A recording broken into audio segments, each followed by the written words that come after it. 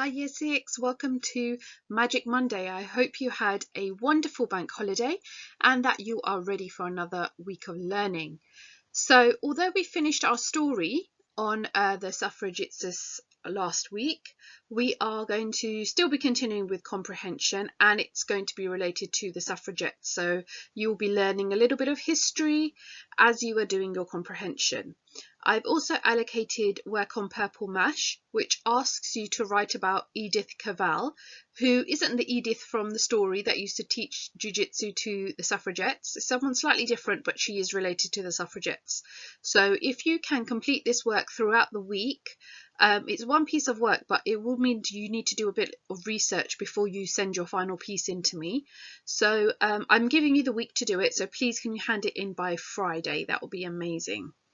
Okay, so you always have 6 rules that I think you should live by, and here they are.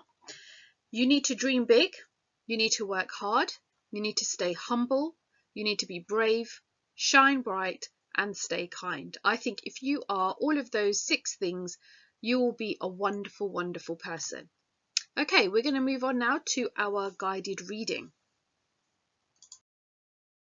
Before we do that though, these are the things that you will need for today: an exercise book or lined paper, a pencil, a pen, a ruler, your inference skills, and your concentration. So pause the video here while you go and grab those few bits.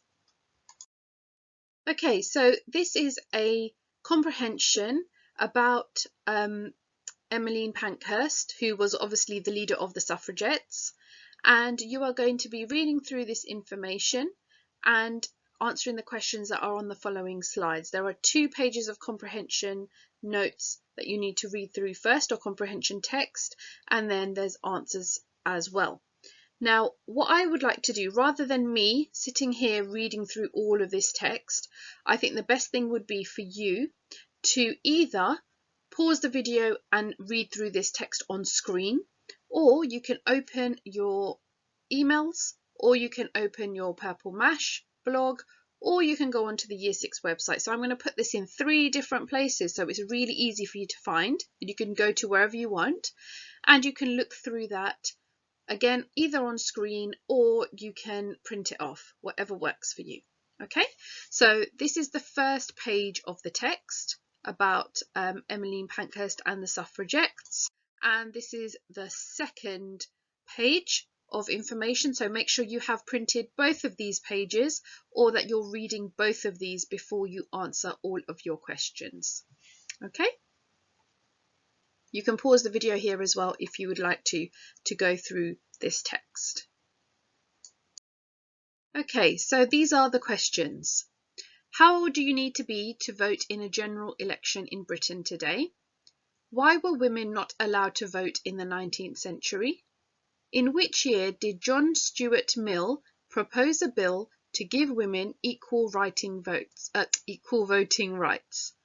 What does the word suffrage mean? What kind of protest methods did the NUWSS use? How did the suffragettes' methods differ from those used by the suffragists? What is Emily Wilding Davison remembered for? Explain what the Cat and Mouse Act was. What did the suffragettes do from 1914 onwards and why? In which year were all women over the age of 21 given the right to vote? Okay, so those are the questions for your comprehension. So if you pause the video here, you can look through your text, refer to it, underline it to find the information, and then write your sentences in full, and then email what you have done to me at year6@grange.harrow.sch.uk. Okay, so let's go through the answers. Make sure you've got your marking pens ready. Number 1, how old do you need to be to vote in a general election in Britain today? You need to be 18 years old in order to vote in a general election. Okay, and everyone is able to vote, boys and girls. Why were women not allowed to vote in the 19th century? Well, because in the 19th century things were quite backward in terms of attitude compared to how they are now. And women were seen to be the homemakers, the one that stayed and looked after the children at home, and didn't go out to work. And it was presumed that the men or their husbands would take care of money and of political views, and they believed women didn't really have a right to choose who should be running the country. Number 3, in which year did John Stuart Mill propose a bill to give women equal voting rights? And that happened in 1867. Okay, so he first suggested the idea to give women equal voting rights, but obviously didn't happen for a very long time after. What does the word suffrage mean? It means the right to vote. What kind of protest methods did the NUWSS use? So they used peaceful methods such as lobbying MPs. So lobbying there means you go and you speak to MPs and say, this is what we want to do, can you do something about it? And organising non-violent petitions. And they would have probably just walked down the street saying that they wanted the right to vote, but they never really got aggressive with anyone. How did the suffragettes' methods differ from those used by the suffragists? The suffragettes were much more violent and aggressive, as we've seen from the story and as you've seen from many articles that you've read and I've shared with you over the last week. They committed acts of arson and attacked politicians. What is Emily Wilding Davison remembered for? So she's remembered for running in front of the king's horse on the day of the Derby. Sorry, the spelling of front should be a T there. And if you remember, we read about her in a previous lesson where we were talking about looking at articles of using the suffragettes, and she had actually run in front of a horse to basically create a stir, and she actually ended up dying as a result of her injuries. So she sacrificed herself for the suffragettes. Explain what the Cat and Mouse Act was. So this is when the women were on hunger strike when they were in prison. So they decided, oh, we're in prison, we're not going to eat then, we're just going to stay on hunger strike. And when they were at the point of starvation, they were released by the authorities from prison. And then the suffragette women thought, oh yes, we're free, and they would go home, they would get better, they would eat, get strong again, and then before they realised, they were rearrested and put back in prison when they were strong. So not really a fair act, to be honest, not a really fair law. What did the suffragettes do from 1914 onwards and why?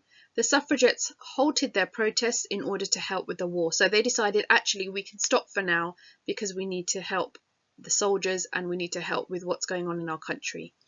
And in which year were all women over the age of 21 given the right to vote? And that was in 1928. So tick it, correct it, and then send me a picture of what you have done so far and how well you've done. I hope you've managed to do that okay. I don't think it was too difficult and most of the information was quite easy to find. So hopefully you did quite well with that one. Okay, so moving on to our English lesson today. So can you please write the date, Monday the 11th of May 2020, and can you write the LI is to plan a newspaper article, and please can you underline both of those. So pause the video here. Okay, so today we're going to begin writing our newspaper article. As we do for each new piece of writing, we need to create a plan to help us when we begin writing. Okay, so let us first recap what we've done already over the last week of lessons, what we've learned already. So number 1, we understand the features of a newspaper report. Number 2, we know how to create headlines.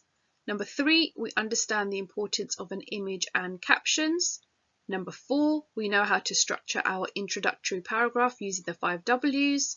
Number 5, we know the content of the article is going to be based on chapter 6 of the Suffragettes' story. And number 6, we understand the historical importance of the suffragettes. So we have got lots and lots of knowledge already to help us to create our article. Okay, we've been very busy. Now, just to let you know, I have also put a copy of chapter 6 on also on Purple Mash and on the blog, and it's on email and it's on the website. Okay, so you've got them in lots of places so you can find that information too. Okay, so this is the template that you are going to use in order to plan your newspaper report. Now, I filled it in just to give you some pointers on what you need to include in your paragraphs and in your planning. I do not expect you to copy this information in your template. This is just a guide to help you. Okay, we're going to go through each of the boxes, and a blank template is already online for you. I've emailed it to you this morning, so you're going to use that to plan your newspaper report. Okay, so our headline, I've chosen Suffragette Struggle, and I've written my name. You can change your heading or headline to one that you've already chosen, because we did do some work on it last week, so you should be able to create a headline quite easily. Okay, we're going to start with the first box that says Introduction.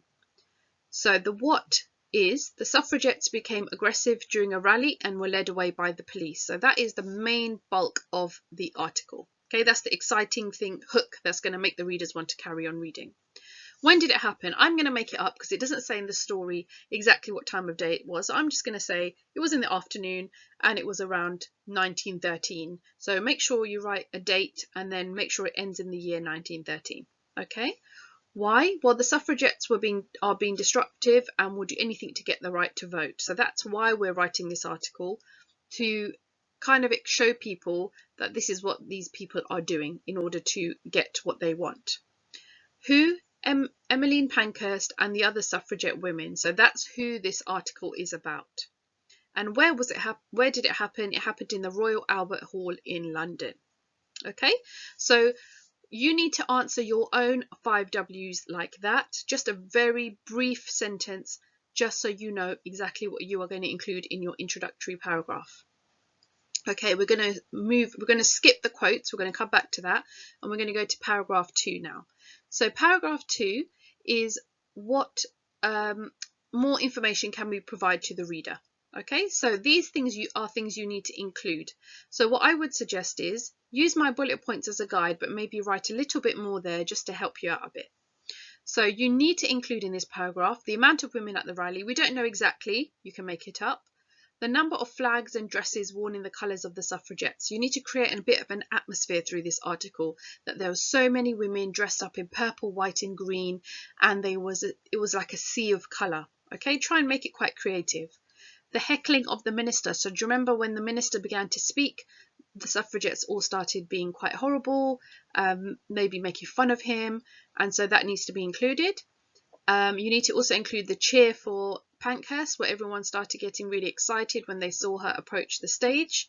And the last thing is the way the police handled the Scottish suffragettes. So remember, as a newspaper reporter, you report on all aspects of this rally, not just one-sided. Okay, paragraph 3. In this part, I would put in my quotes from my 3 characters plus the police or minister.